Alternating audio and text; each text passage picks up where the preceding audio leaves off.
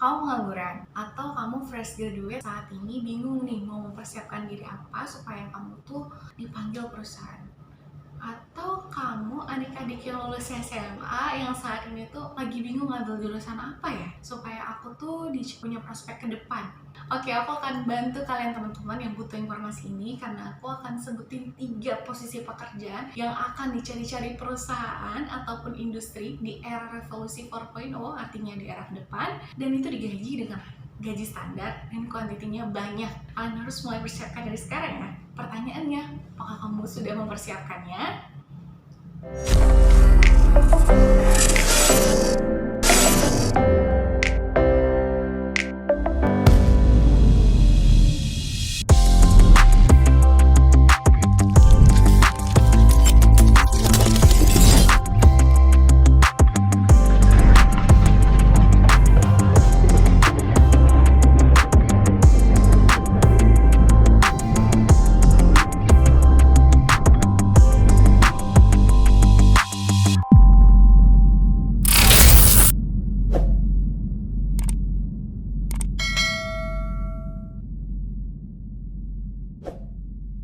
Hai, assalamualaikum warahmatullahi wabarakatuh. Lagi bersama saya Hasniar, atau saya bisa kalian panggil Niar, di channel Sendok Ilmu, yang kami tuh punya visi semoga channel ini itu bisa untuk berguna untuk adik-adik terutama, ataupun untuk orang-orang yang membutuhkan informasi tentang dunia industri dan sharing ilmu gitu. Jadi ingin banget ya mempunyai channel yang bermanfaat untuk teman-teman. Nah, sebelumnya kami minta bantuan teman-teman untuk subscribe dan nyalakan tombol notifikasinya supaya video yang kami buat ini tuh nggak sia-sia gitu. Jadi teman-teman bisa melihat setiap ada notif baru dari kita. Dan mohon di-share juga, karena mungkin teman-teman lagi nggak butuh ya informasi ini, tapi bisa jadi juga teman-teman yang lain lagi butuh banget nih informasi ini teman-teman. Jadi tolong di-share ya, mana tahu ada yang lagi cari kerjaan, lagi kepengen mengupgrade diri. Ayo deh kita belajar sama-sama di channel ini.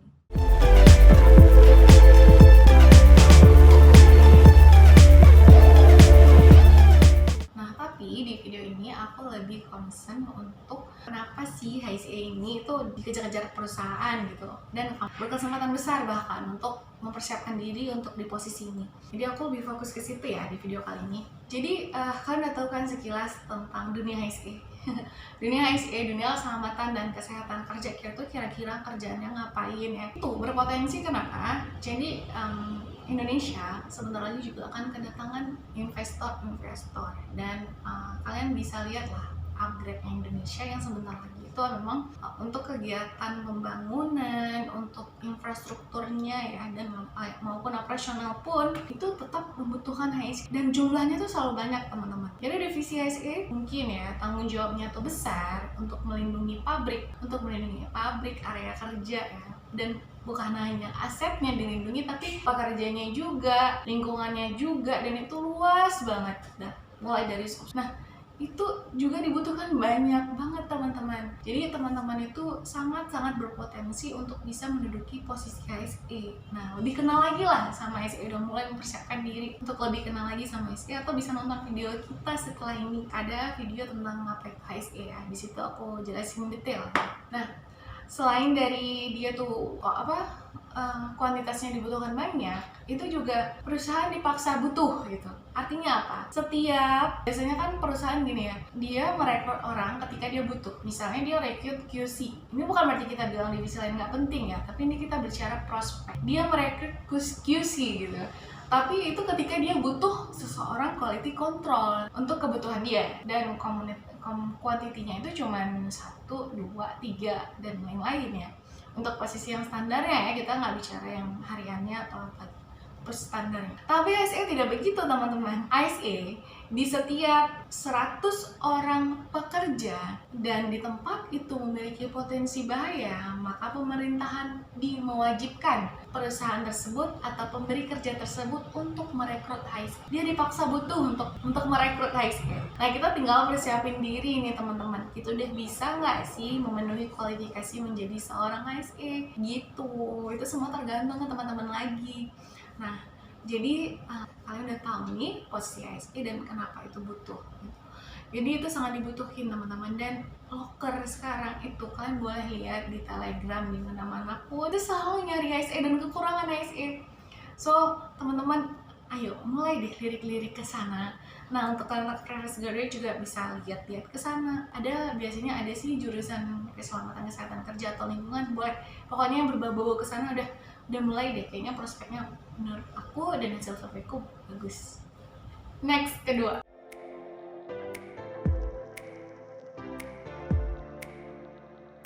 Itu ada, aku simpulin ya, bahasa aku tuh programmer IT gitu. Jadi programmer IT itu bukan hanya diartikan dengan orang yang ngebuat program gitu, tapi juga pokoknya segala sesuatu yang berbau IT. Kenapa? Oke, mungkin ada dari teman-teman yang nggak tahu, kakak ini ngomong apa sih tentang era revolusi 4.0, era mendatang, era apa? Aku bakal jelasin. Nah, jadi Indonesia itu teman-teman, untuk adik-adik yang belum tahu, kita sedang persiapan, sudah mulai bahkan untuk menerapkan sistem era revolusi 4.0 atau revolusi 4.0, di mana semua sistem pekerjaan itu menggunakan sistem robotik atau digitalisasi. Dimana artinya kalau digitalisasi atau robotik itu artinya kita semua akan mulai bekerja menggunakan sistem dan lebih otomatis. Ada yang bisa nangkep nggak maksud aku di sini? Jadi kalau begitu teman-teman, artinya semua pekerjaan manual itu akan tergantikan. Aku kasih contoh simpel, misalnya dulu kita nimba air nih, kita harus melakukan tenaga atau kita mungkin bayar orang untuk nimba air kita ke dalam sumur. Tapi dengan adanya sistem robotik, sistem digitalisasi atau sistem mekanik ya, intinya kita bisa melakukan itu secara otomatis dengan hanya tekan tombol. Sekarang sudah keluar air untuk di kamar mandi kita. Nah, itulah maksud aku teman-teman. Di era kantoran atau di industri atau perusahaan itu sebentar lagi akan seperti. Jadi kurang-kurangin lah mempersiapkan diri untuk pekerjaan manual. Mbak admin bukan berarti nggak perlu ya mbak ya, perlu, tapi skillnya sudah berbeda. Tidak hanya ketik saja, tapi kamu paling tidak harus mulai bisa lah mempersiapkan diri untuk kamu yang menciptakan format laporannya, kamu sudah mengerti format laporan, kamu sudah mengerti berkomunikasi dengan digital, dan paling tidak bisa menggunakan Outlook ya. Mengundang meeting itu nggak harus mengirim ke satu-satu, tapi kamu udah bisa buat grup email, kamu udah bisa buat alarm otomatis di HP orang-orang yang kamu undang. Nah itu sudah mulai berpikir ke arah situ dan sudah mulai mempersiapkan skill ke situ. Jadi itu, tapi banyak banget nih. Selain itu ya, programmer IT itu bisa kayak analis, bisa kayak saintis, dan paling penting itu adalah tentang professional branding. Ya, ini masih dalam aku kategorikan sebagai programmer IT sebenarnya, atau professional branding. Ini agak keluar sih, cuman aku langsung masukkan dalam poin ini karena artinya itu bahwa kita tidak melakukan kegiatan yang manual lagi, atau kita tidak mempersiapkan diri kita untuk sesuatu yang bisa dikerjakan oleh robotik atau sistem, tapi kita harus menjadi orang yang bisa buat sistem. Sistem itu gini ya, jangan diartikan hal-hal yang rumit banget, enggak. Sistem itu adalah sesuatu, karena kan robotik itu juga mengcopy instruksi dari kita kan, supaya bisa dikerjakan oleh orang lain. Kayak aku bilang tadi, contoh laporan gitu. Jadi kamu nggak perlu minta satu-satu dari meja ke meja, enggak, semuanya tuh bisa langsung input ke komputer mereka, maka itu akan kamu dengan server kamu bisa lihat gitu semua laporan yang mereka kumpulkan dari laptop mereka. Jadi kita nggak perlu jalan lagi, kita hanya di meja, kita langsung bisa lihat laporan-laporan update hari ini. Bahkan teman-teman kita yang dari luar pun, dari titik lain atau perusahaan lain pun, kita bisa telekonferensi dan lain-lainnya. Itu adalah bentuknya gitu. Jadi sesimpel itu bekerja gitu artinya ya dari program ini. Jadi professional branding itu adalah hal yang kedua, selain dari kita menghilangkan manualisasi kita untuk bekerja, kita juga kita dikasih apa sama Tuhan? Kita dikasih hati teman-teman, kita dikasih logika, kita dikasih senyum. Itu tidak bisa dilakukan oleh robotik atau digital atau sistem. Iya, untuk suaranya. Jadi hati, apa sih hati? Nah oke, kalian lupa, posisi professional branding itu adalah posisi HRD, posisi humas, posisi yang gak mungkin lah si robotik lakukan, karena robotik gak punya hati, gak punya intuisi, gak punya take action yang cepat, kecuali mereka tuh kaku banget, udah nih patah-patah. Nah HRD itu adalah orang yang merekrut orang misalnya. Nah dia kan harus lihat nih, kalau segini nih kok jawabnya gini, itu gimana, hal ini gimana, feelingnya, tesnya, atau analisanya, itu yang tidak bisa dilakukan oleh robotik kecuali kita kasih program ke dia. Nah ayo kita mulai ke situ. Atau public relation, jadi kalau ada masalah di perusahaan itu kita bisa menjadi humas, kita bisa menjadi representatif perusahaan untuk presentasi ke orang-orang ya. Untuk kalau ada masalah lingkungan kita bisa beresin, itu tidak bisa dilakukan. Nah HRD juga seperti itu, karena masalah-masalah orang robotik mana ngerti. Kalau ada orang yang curhat, kalau ada masalah di kantor, masalah psikologi dan lain-lain, itu robotik nggak ngerti. Nah itu mulai teman-teman psikologi itu prospek kedepannya bagus ya, karena itu tadi ada professional branding yang tidak bisa dilakukan oleh si digitalisasi atau robotik tadi.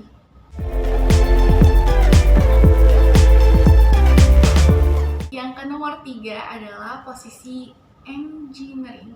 Nah, posisi engineering ini ada yang belum tahu nggak teman-teman? Nah, jadi posisi engineering ini merupakan posisi di mana dia itu adalah orang yang merancang, yang menganalisa, yang memperkirakan. Dia tuh kayak bos dari segalanya.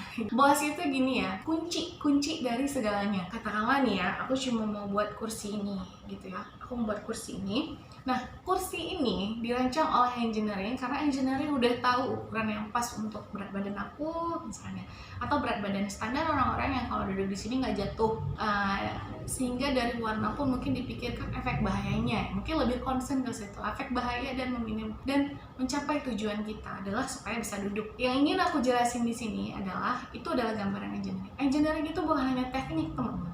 Bukan hanya teknik sipil, civil engineering, chemical engineering, dan lain-lain. Posisi cost control engineering juga ada, keuangan engineering atau disebut dengan finance engineering juga ada. Banyak banget. High engineer ada juga. High engineer. Pokoknya engineer itu luas banget. Tapi yang mau aku bilang adalah just not, kamu nggak hanya belajar jawab pertanyaan. Kamu nggak hanya belajar menghafal isi buku kamu, tapi nothing di sini. Jadi lebih baik kamu bisa menjelaskan maksudnya dan kamu main gitu imajinatifnya. Itu lebih bagus daripada kamu ngafal banyak-banyak. Gimana ya cara jelasin teman-teman? Jadi posisi engineering ini adalah dibutuhkan orang-orang yang bisa menganalisa, yang imajinatif itu hidup. Artinya apa? Robotik nggak bisa melakukan sesuatu yang di luar perkiraan. Robotik nggak bisa mengerjakan sesuatu di luar input atau di luar instruksi kita. Tapi manusia, kita harus mulai belajar dari situ teman-teman. Jadi kalau kalian dikasih suatu tugas, ayo mulai menganalisa. Kreatif sekreatif mungkin, mulailah problem solvingnya gitu. Kalau aku ya, aku kan jurusan kimia nih, jurusan proses pengolahan minyak dan gas bumi. Nah kalau aku, misalnya diajarin tuh ini, aku nggak pakai bahasa aku deh, kalian nggak ini, kita pakai bahasa standar. Misalnya dibilang air itu mengalir dari titik ini ke titik ini. Seorang yang biasa aja, dia cuma baca buku, oh berarti si buku cuma bilang air ini tuh selalu mengalir dari titik tertinggi ke titik terendah. Itu orang yang tidak kreatif, tidak imajinatif, dan tidak berbakat jadi engineer. Tapi orang yang menjadi engineer, dia akan mulai berpikir gaya, kenapa sih tinggi bisa jatuh, air dari tinggi bisa jatuh, gimana ya jelasinnya. Pokoknya dia bertanya gitu, rasa penasarannya tuh tinggi. Selama kalian masih belajar, ayo manfaatin lah untuk tahu sedalam-dalamnya. Apalagi kalau kalian lagi magang ya, lagi OJT, ketemu dengan orang yang experience, itu gali banget semuanya, tanyain semuanya yang kalian tahu. Kalau begini gimana ya? Oh kalau gini gimana ya? Oh terus kalau saya ubah gini gimana ya? Bisa nggak ya? Mungkin nggak ya kayak gini? Nah biasanya itu akan timbul ketika kita memahami pertama konsep dasarnya, terus yang kedua kita jadi penasaran gitu, kalau gini gimana? Karena kita emang suka ngebayangin gitu kan, soalnya kita memikirkan kemungkinan yang terjadi. Itu adalah jiwa-jiwa engineer, itu adalah jiwa-jiwa analis. Mulai latih sensitivitas, itu adalah garis bawahnya, sensitivitas, kreativitas kalian, dan inovasi kalian, dan semangat kalian untuk mengetahui seluas-luasnya ilmu, seluas-luasnya. Karena itu akan melatih kalian menjadi engineer. Dan kalaupun kalian fresh graduate, kalian akan dikasih masalah, kalian akan kritis gitu. Kritis, aku garis bawah lagi, sensitivitas dan kritis.